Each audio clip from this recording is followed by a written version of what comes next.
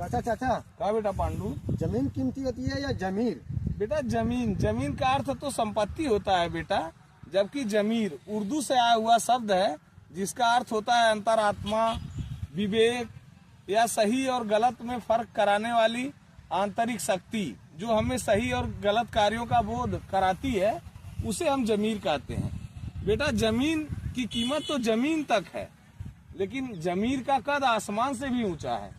हम जमीन बेच के वही जमीन दोबारा खरीद सकते हैं, लेकिन यदि जमीर बिक गया बेटा तो दुनिया की सारी दौलत दे के भी हम दोबारा जमीर नहीं खरीद सकते। समझ गए बेटा? हाँ चाचा जी समझ गए। चाचा चाचा क्या बेटा पांडु? जमीन कीमती होती है या जमीर?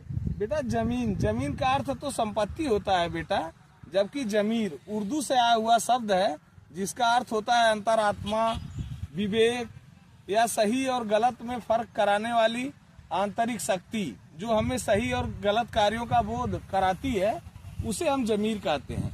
बेटा जमीन की कीमत तो जमीन तक है, लेकिन जमीर का कद आसमान से भी ऊंचा है। हम जमीन बेच के वही जमीन दोबारा खरीद सकते हैं, लेकिन यदि जमीर बिक गया बेटा तो दुनिया की सारी दौलत दे के भी हम दोबारा जमीर नहीं खरीद सकते। समझ गए बेटा? हाँ चाचा जी समझ गए।